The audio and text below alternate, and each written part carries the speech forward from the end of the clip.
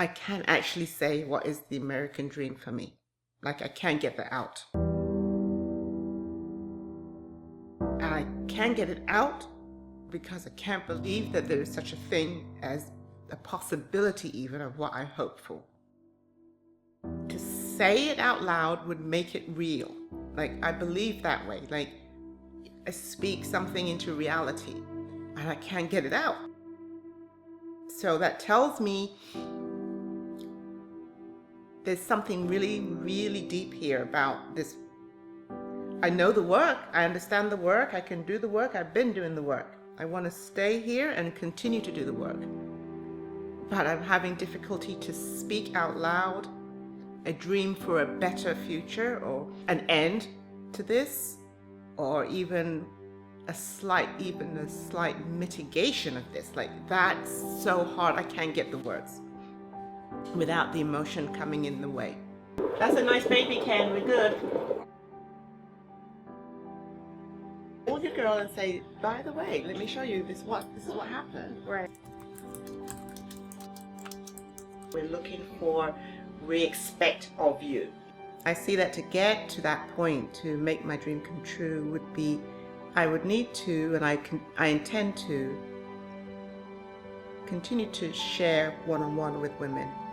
It's an opportunity to offer them a chance to speak. I feel like different races have different options. African American women get treated different, totally different. It shouldn't matter of what type of insurance you have, everyone should be treated the same way and with the same care. With the knowledge that I have about from the first delivery, I don't think that I'd be more comfortable at a hospital. I wanted a natural birth because I feel like that'll bring me closer to my baby. Every time I went for an appointment, it felt like I was being treated like a medical condition.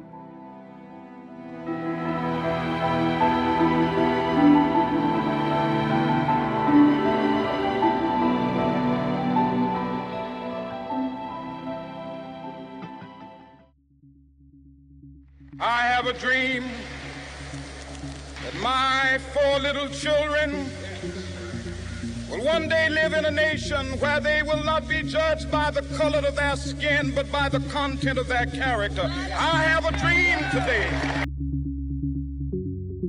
The history of Black women in this country is still to this day playing out, and the legacy of the negativity of that history in so many areas, but especially surrounding their health, continues to this day to plague us, to plague women and their families.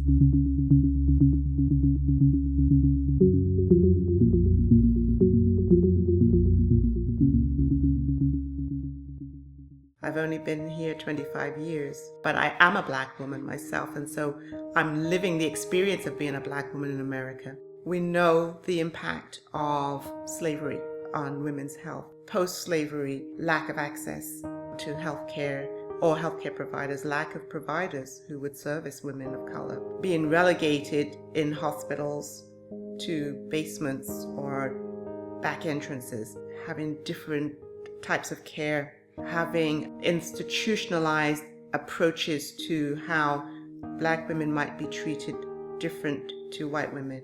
That legacy continues even in modern day. Lack of choice, lack of empowerment. And this plays out continually. We see it in the statistics. We know that if you are Black, if you are African American, you are likely to have a higher percentage of any ill. You could name it. It could be any cancer. It could be heart disease. Of biggest concern and interest to me is maternal health and child health. We see decade after decade of statistics that show disproportionately 2 times, 3 times, 4 times as many Black women having worse outcomes as far as their maternity care.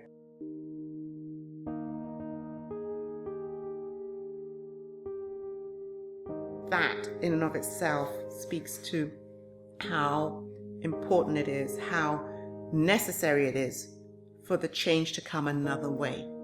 Clearly, whatever efforts have been put towards doing something about it have not worked. Don't you want pain medicine? I'm like, if you have the best midwife, that's your pain medicine.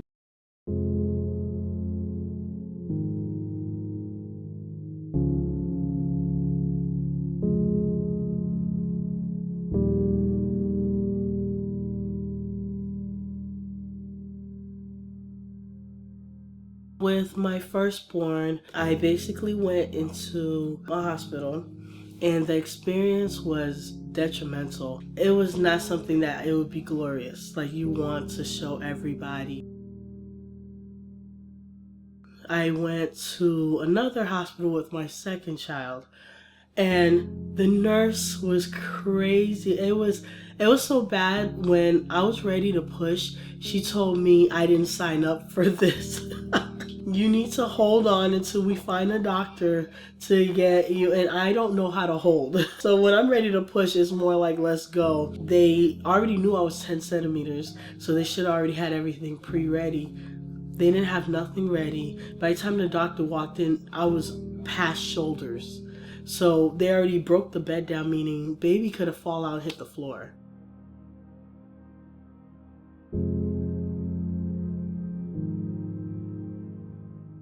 And then my daughter, when I had her, went to the hospital again, same thing. When it was time to go up to labor and delivery, I couldn't because I started crowning. It was hard to sit down on the wheelchair. So, of course, policies, so I forced myself to sit down while I'm crowning, which was like completely uncomfortable. When we got to labor and delivery, of course, I'm screaming for medicine. At this point, they told me I couldn't. The nurse there, I don't know if it was out of spite or anger, she purposely gave me medication after delivery. After that, what was the point? Now I can't even hold my daughter. My daughter is sitting there crying. They're trying to give it to me, but now I'm dazed out because of the medication. And so, of course, that made me extremely upset. That's when I realized I never want to have another hospital birth again. It was so hard for me to grasp the concept of why a hospital who receives plenty of money to make someone feel comfortable having a baby, make you feel so uncomfortable. I feel like different races have different options because we're not educated enough or we don't educate ourselves enough. We end up just accepting what someone tells us without doing research or without asking multiple doctors, without just finding out what else can I do besides this one option that's been thrown in my face and told me nothing else can work.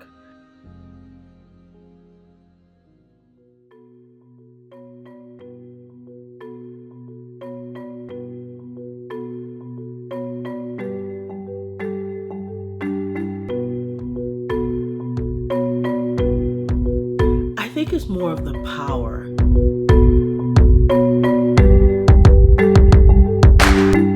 If you ask a doctor, is it safe to go to a midwife? Their answer will always be no. Because they don't have the equipment if something goes wrong, and they're using the scare factor just to make sure. At the end of the day, it's all about money. You could go to a midwife and a doctor and have your child the same exact way, but who gets more money? So when a doctor knows, okay, a midwife is going to take my bread and butter, he's of course going to use a scare factor to keep you from going. And most people say, I'm too scared to go to a midwife because I can't do natural. Well, how do you know what you cannot do until it's time? And you will be surprised at the things you can do. You can do. Where's your shoes? It fell off when Jill was trying to walk Huh? It fell off when Jill was walking. Yeah, put her shoes on before she hits that water. So she won't. Listen, don't let her. Trinity, carry the towel, please. Are you marked? Get set.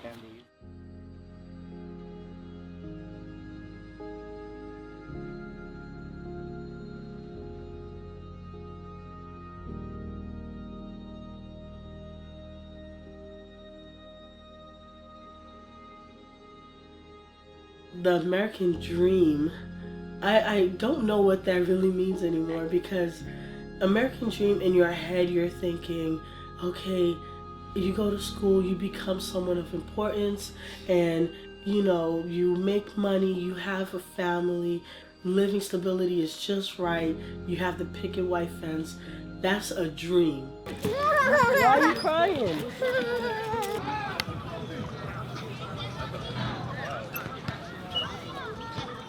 The American reality is you could have, I'm on my master's and that don't mean nothing in America. With me having 7 children, it's like people frown upon that. Like, why would you have 7 kids?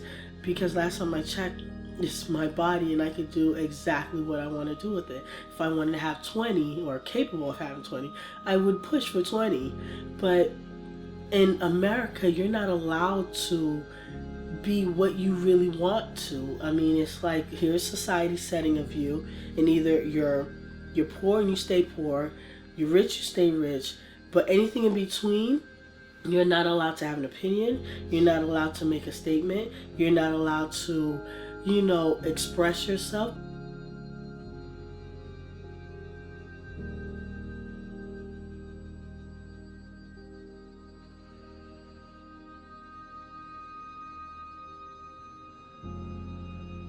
So the American dream is no such thing. There's no such thing. I haven't seen it. I haven't. And because someone will say, well, why don't you just go to school and get a degree? Well, I have a degree. That don't mean nothing. It doesn't matter if I was an RN or a doctor working in a doctor's office. If my lifestyle was already given to me, then I'm stuck with it. It takes one angry moment to make you or force you into making decisions that you thought you would never be able to make. The questions always start off with, how did you do it? Like, what made you allow yourself to go that route? Don't you want pain medicine? I'm like, if you have the best midwife, that's your pain medicine, because it calms you down so much. Just having that person that doesn't rush you or that doesn't force you. They actually let you or empower you to listen to your body. Let your body tell you when it's ready, not the other way around. Like, okay, I'm gonna check you, okay, you're ready. No, it's more like, listen to yourself. If you feel like pushing, push. So just hearing those words of confidence from someone else and you're freaking out, of course, that's gonna make you want to listen, to actually do what they allowed you to do.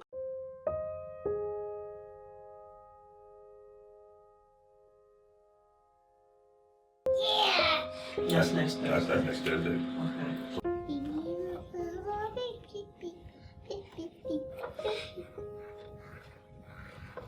This will be my 4th at a birth center.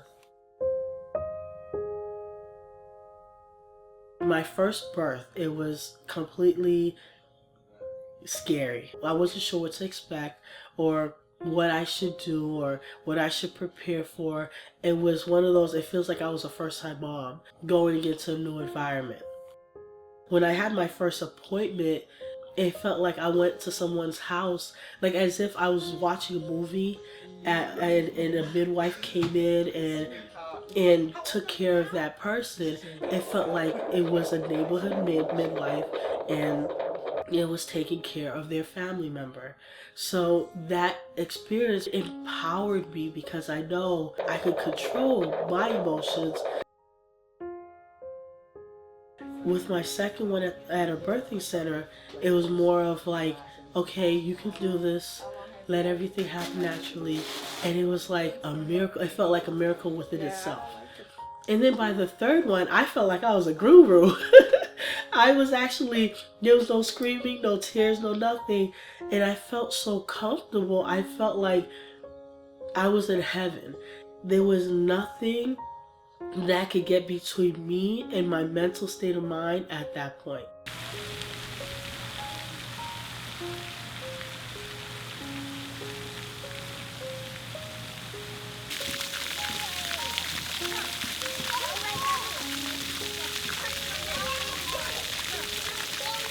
I was able to control my pain and focused on just me and my baby, which took away all the pain, which took away all the negative thoughts. What if something happens to my baby? What if I can't push this time? But I was able to remove all that and allow myself to have a peaceful, enjoyable, I actually enjoyed going through the pain. And most people were like, okay, you were on drugs. No, I actually enjoyed it. It was magical. And as much as I'm hoping it's the same way with this one, I'm praying that I'll be able to have the same mentality when I enter to have my seventh.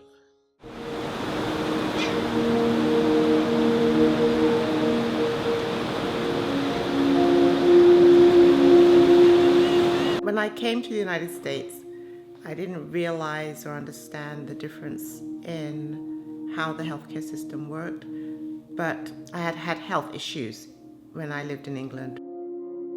I had been taking care of those issues, as best I could, and I felt like I was making some progress. But when I moved here, I think perhaps the stress added to my issues. And I found myself having more trouble. I had to see gynecologists. I had to get, some help to figure out what to do. The hardest part for me was as a medical professional, I felt like I knew what to expect. I knew the questions to ask. I knew how to manage. My experience was really, really odd. I was completely lost inside of the situation. I was lost from the point of view of not really understanding what was going to happen. Basically, before I knew it, within a year, I ended up with having major surgery, having my uterus and my ovaries removed, and coming out the other end of that just in shock. I mean, I knew, but I didn't know. I was party, but I wasn't party. I was asked questions, but I don't know what my answers were. I don't even know how I really got there, but that's the end result. I was completely blindsided, shocked, overwhelmed. It was in that moment that I realized I had to return to doing what I wanted to do, loved to do, and wanted to go back to the work I knew. But also, I realized how powerless I was inside of that situation, unable to protect myself from what happened.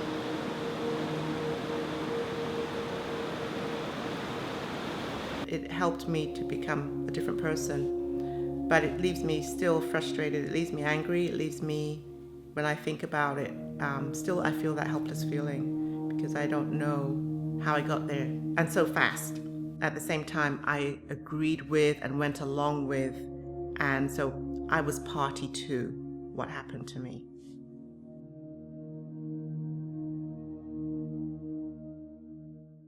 I started the first pregnancy at the normal, OBGYN office, and there just seemed to be a lot of traffic, and I was with a different doctor every time, and I wanted care that was a little more personalized. Hi, Panda. What are you doing? You are doing. I mean, we can do that before his nap, and then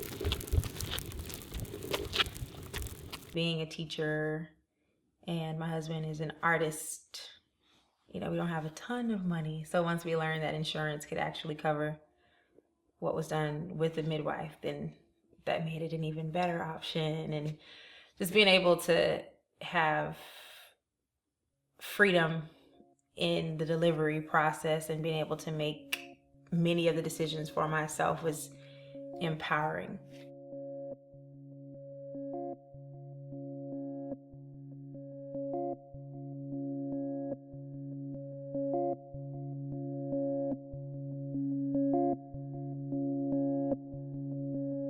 With the knowledge that I have from the first delivery, I don't think that I'd be more comfortable at a hospital.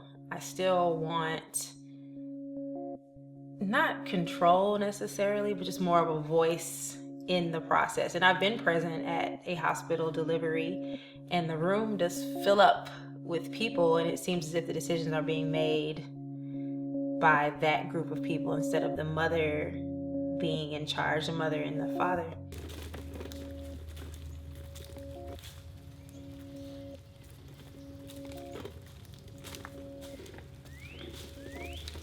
Having control of the process it makes me feel as if I'm empowered. There's something I can do to help this along, and it's not just something that's happening to me. As far as, what the professional says should happen. I can help you. Okay, hold your finger like this.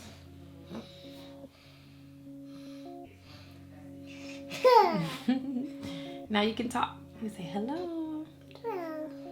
My name is Panda. Well, with my students, they'll remark, Ms. Brown, you're all belly.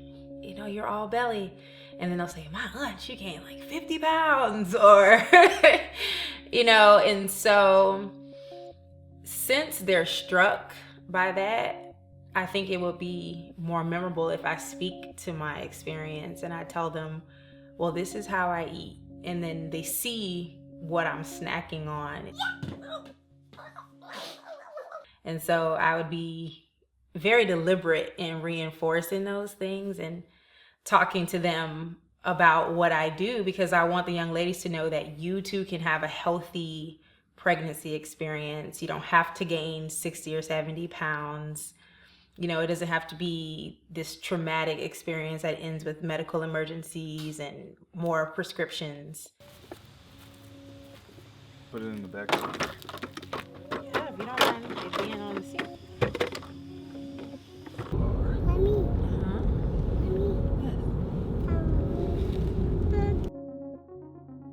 I don't believe that race has an impact on my health choices, my physiological health, but I know that among the students that I teach, it's cultural. It's mostly Black, Caribbean, Hispanic students, and their diet is cultural. This is the way my grandmother cooks, this is the way my mother cooks, this is the way I will cook. So being from having a different mindset, being Black, but just culturally having different experiences, my mother being a nurse and making certain choices with our diet and what we were and were not able to eat, it has impacted me, and I want to pass the same thing along to my students.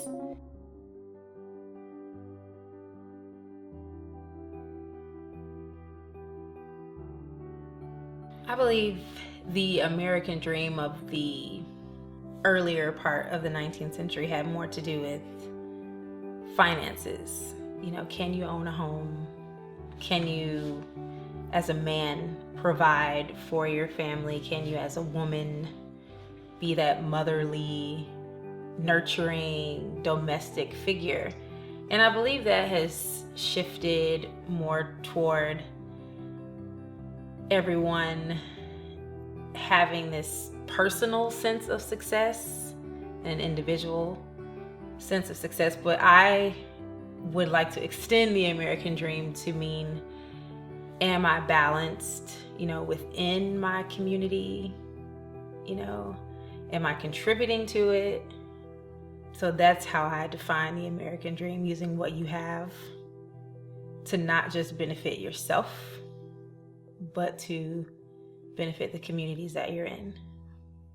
I was surprised at how quickly things went and how I ended up on the other side. And I realized, well, hold on, I'm a medical professional. I have knowledge about this. I've worked in the field. At that time, I had been working in the field 10 years. I was a mother, so I had experience from the other side of being a woman, having a baby. All of these things had happened in my life. And so I could not understand, how did I get there so fast and be so helpless? And it was that point that helped me to move towards, go back to what you know, because you doing that can help other women. You have a complete understanding now of the system and how it works, and even why it works this way. You can help change that for other people. You can support other women in ways that maybe right now they are not getting the support. Because I know that if I had had support and understanding of what was going on, I wouldn't have gotten myself into that position. So I realized that I could make a difference, because if it was happening to me this way, then it was obviously happening to other women, particularly Black women. And that was a real pivotal moment for me, a changing point in my time here, because within the year this happened, and I knew I have to go back to who I am and what I can do in order to not only empower myself, but to empower other women.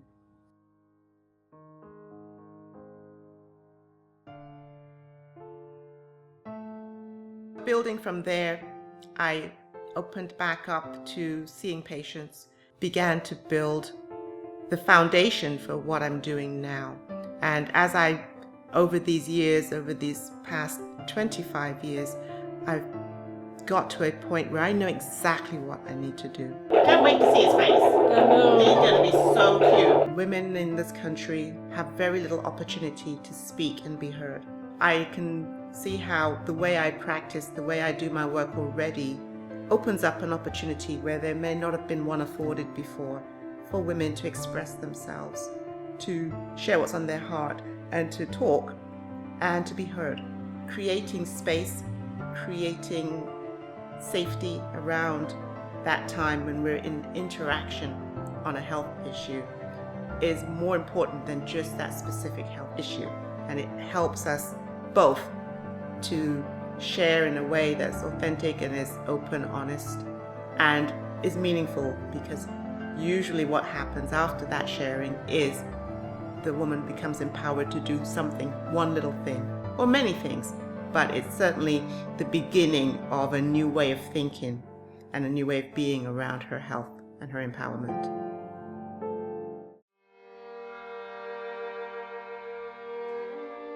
Well, with this pregnancy, I started out feeling confident and that I was more informed because I've already had the different experiences before. So I felt like I knew what I wanted. And even with that, it's been very frustrating because it's just been roadblock after roadblock after roadblock. I was referred to a high-risk clinic where at first it was okay because they were actually very lenient on me wanting to deliver vaginally. You know, they were on board with it. I spoke to the head physician and he was fine. He was like, you know, it's fine for you to do that. We just recommend that you do it at the hospital. But I started going over there and it really felt like I was just a chart. I don't know who anybody is. Nobody knows who I am. They just read, you know, the sheet on my chart real quick before they come in the room. There's no follow-ups. It just felt like I wasn't getting any attention at all. I was left in the dark. There was no information being given. I wasn't getting any answers, even medications that were prescribed to me that I had bad reactions to. Nobody was held accountable for anything. I really didn't feel safe at all. Every time I went for an appointment, it felt like I was being treated like a medical condition. It feels, you feel helpless, very helpless. And even me, you know, I do my research outside and I come prepared with questions, but when you do, you get like a kind of a pushback from the doctors. Like if you're somebody that's asking questions and that wants to, like, that's inquisitive and wants to know what's going on, like they expect you just to like move in and out. They'll just check you, do what they have to do. They don't tell you what they're doing, how you're measuring, anything. You know, they measured my, you know, to see the size of the baby, and I had no idea until I came here that I was actually measuring a little smaller than I should be.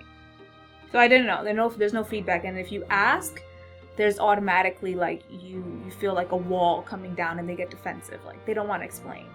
You feel helpless and you don't feel safe. You know, these cases happen across the board to every race, but it's pretty clear that it's a lot more frequent and prevalent amongst women of color to have to struggle like this. It's a bit disheartening because that's something that you can't necessarily control. And, you know, I've experienced, you know, being like that feeling of not being able to go to certain providers because of my social class, which has a lot to do with me being a woman of color. Well, I mean, at this point, the American dream is pretty much a myth. I've seen so much hypocrisy and like double standards that you know, it's just in so many different facets of life. Like, it really is something like just completely systemic, that we're just held back from so much knowledge, and there's so many things that lower classes, and lower classes being comprised of mainly people of color, that we're just never taught, you know, are things that are passed down, like knowledge is passed down like as a family legacy pretty much, and we just don't get access to that.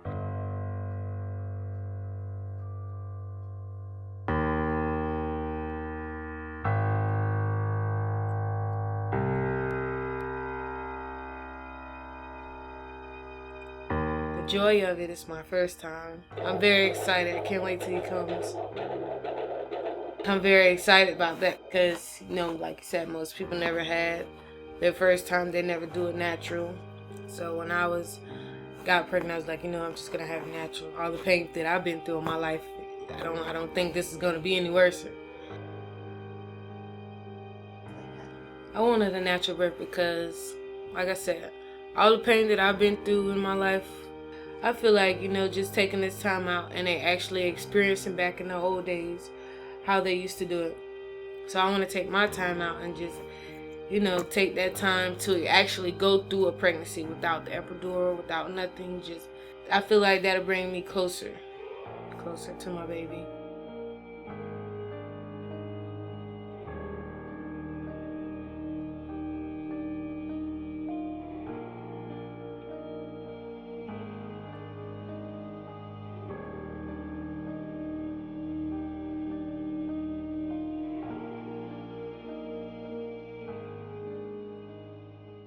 One of the fears that I've had after I found out I was pregnant was not being stable. That was really kind of hard, trying to find apartments, find where we're going to be at, you know. Took the time out to be in a shelter for a couple of months. And God has blessed us with a house, you know, with our own room and everything. The second one is financial problems. You know, once you have a baby, you know, it's not about you anymore. It's about them and giving your time and your affection, and also not having anybody to be there with me as well. So I thank God that I have somebody by my side, and not just somebody, you know, somebody special, and that's the father of my baby, our baby. And you know, now that we are stable and we are working, most pregnant women, they feel like they can't work, but you have to be determined. This is something that you want to do.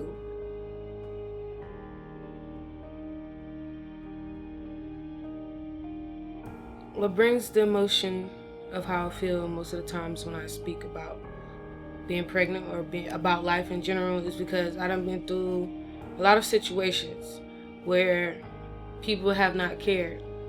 And you put your heart into so many things, and you show people that you're appreciative, and then like you're trying to be there for them. But it's like when you're stuck in that empty road, on an empty road, it's like you can't find nobody to help you. And I've had to learn, you know, you can't put your whole heart into everybody, and you can't trust everybody. So my emotions are based on love and how I was raised. My mom used to always say, if they do wrong to you, still show them that you kill them with kindness. When the baby comes, I feel like it's just going to be me, him, and my husband. Because I'm already like that now. It's like when he goes to work, I miss him a lot. I feel lonely sometimes, even though he's at work. The emotions, they come and they go. Most people say you're just pregnant. No, sometimes it's not because you're just pregnant. Sometimes you really feel like that. And most people don't, they try not to understand, or they just don't understand, and they just don't get it. And he's kicking. He's like, yeah, Mom, you're right. So, I agree.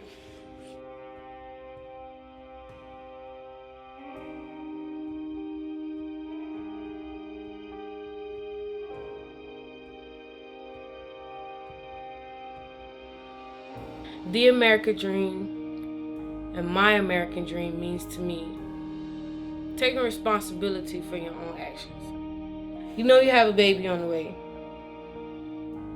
Maybe your first time, maybe a second time, maybe a third time. I feel like you should take responsibility of your own actions. And that's as far as in do what you have to do. Whether some people are judging you, whether they feel like this is not the best thing for you, you have to make your own life. Live your own life. I think, and I tell you, from my experiences, African American women get treated different. Totally different. When they go into these doctor's offices, when they go into the hospital, due to they may go in with the hair flying, meaning that the hair is not all there together, and because of that, these nurses judge them. They judge you according to the way you look, and they judge you according to how you speak, and if you don't ask any questions.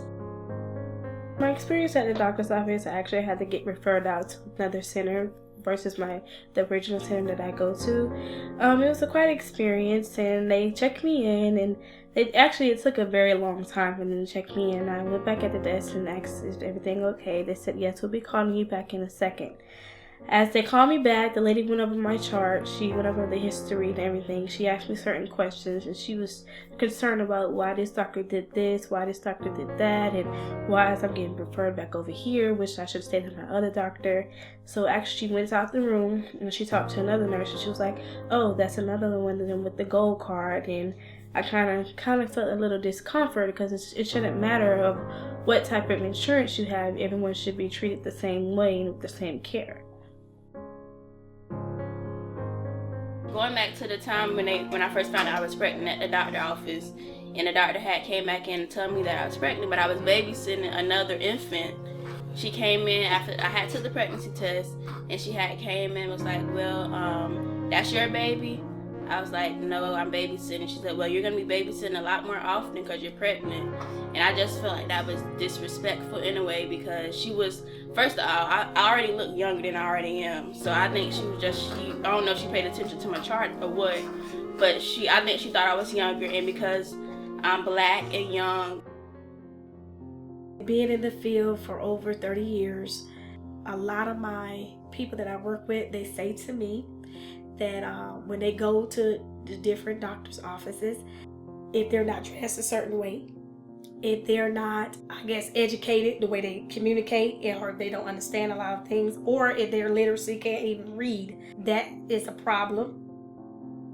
A lot of times I notice that they may not know how to read, and if a person's staring at a paper a long time, I picked up through my years of experience, help them read those questions to them, ask them those questions without embarrassing them, because they're not going to just straight out say, I can't read. When they go into the doctors, first of all, you're black, you're young, you don't, they assume you don't know anything, especially not coming in with questions or asking questions. They treat you like that. I think that is terrible. I think that we should just, give people an opportunity to express themselves regardless, and then you as a healthcare worker, we expect more out of them because we trust them. These are people that we trust. So what I've been doing as a community outreach specialist in the field, I've encouraged women, get a book, write down your questions, write down your concerns. When you go to that doctor, be empowered. Don't allow them to take advantage of you. You stand up for yourself because they're working for you. I don't care if it's Medicaid, insurance, whatever it may be. We're here to support you, and you guys need to get their names, their phone numbers, and if it's something they're doing to you that's not comfortable, ask for a new nurse, ask for a new doctor. You don't have to keep that same one, but that's something that I instill in the women as I go into the homes and the visits. My American dream is that we all be treated the same. We all be equal, no matter about the skin or the color. And that when you see a person in need, help, whatever it may be, that you as a healthcare provider provide the services, no matter what.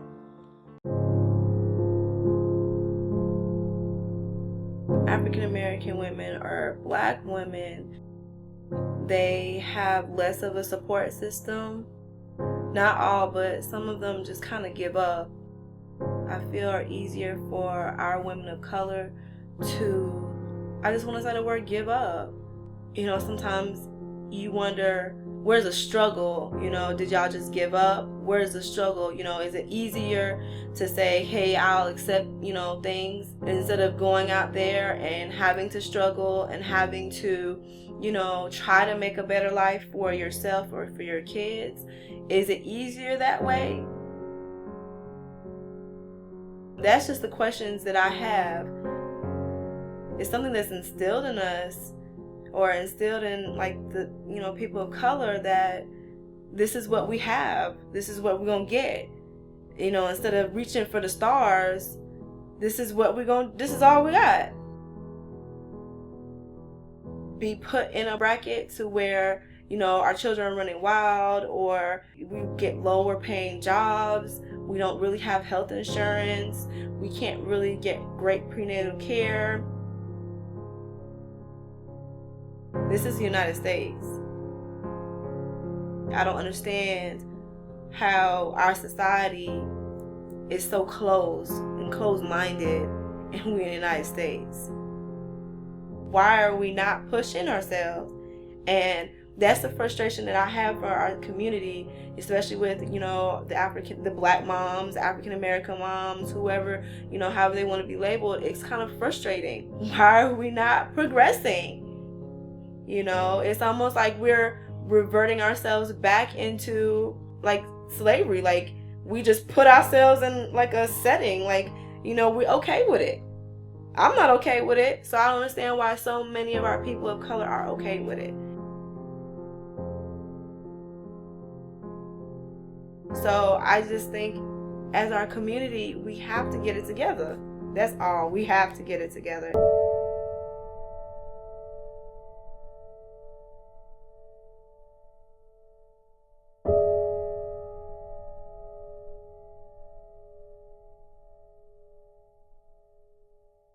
From my own personal experience, where it was hard for me and I had to struggle, but you have to have that willpower. When you say that some of the women they don't have enough empowerment, or they don't have that strive, you know, once they become pregnant, or once they find out that they can't work, or, you know, it's almost like they settle. So they either have more kids, or they, you know, get lower jobs, or they just, you know, kind of fall off of society, because I think that they don't have enough, that support system. They don't really have a lot of support system out there. You know, it could be from their parents or their mother, where their mother is young as well. She had them young. So she, you know, can only tell from her experience, but sometimes it's not I'm not saying the right experience, but, you know, they're just falling into a pattern.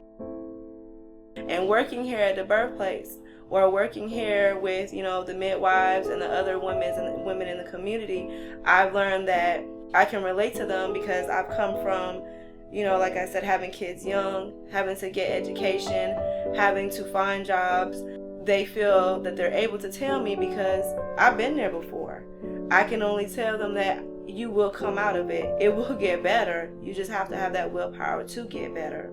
My kids are older now. I'm able to let them know, you know, they see what I'm doing. They see, you know, what their mom does, because it's easy for the system just to take your kids. It's easy for you to just, give up, and you can't give up. And that's what's going on in our society. And the younger that they get, the less knowledge they have of, you know, the outcome of a healthy baby, or what can you do for a healthy baby. Keeping your appointments, that's like the best thing, is to keep an appointment. Just keep your appointments. And us as a healthcare provider, we have to instill on them. It may seem like we're nagging to them, but I feel like a big sister. Please come to your appointments. You know, are you okay? Are you eating? Are you drinking? Do you have these things at home? You know, I'm not trying to judge you. I'm not trying to say anything, but I care about you. I care for each and every one of them that come through here, because I know how it was, and I know how it can be, and I know how easy it is to fall into the system. When they come in their first trimester, they are uncertain, especially like first-time moms, or even second-time moms where their kids are still young. They come in and you can see the doubt on their face. You can see the sadness. You can see that question that they have of what if? They look helpless. They look like, you know, they don't have that power to continue. And I've had to tell them that I felt that at one point, but you have to persevere. You have to move on from it. I know that you'll feel sad, and I know that you'll wonder what's going to happen. You have all those questions of what if I don't get this money, or what if I don't get the right job, or what if I can't take care of this child, or what if, and you'll always have that what if, but there's always, like I say, a better outcome. You'll always have that sadness. You'll always have that doubt. But if you take that doubt and you move it to something positive, you'll have what's better. You know, when they come and they're crying, or they're upset, or they're having a breakdown in the room, you know, let it get out. It's gonna come out. But there's always, I say, there's always a rainbow. No matter how helpless you feel and how, you know, hopeless and powerless you feel, you can never let your children, you know, see that, especially when they're young. So I always tell the moms, especially when they come here and they're like, I don't know what I'm gonna do. There's always a way, and there's always someone. I found Jenny, and I'm here now, 9 years later. It empowered me. I can see it with a lot of women. And leaving here, the birth center, after they have their baby, it's like a whole nother person. When they come back, they bring pictures, and they come back for their appointments, or they come just to show their baby. It's a whole nother person from when in the beginning.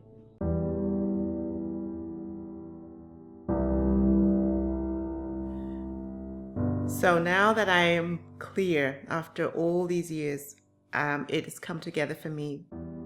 My American dream is that I am going to continue that work.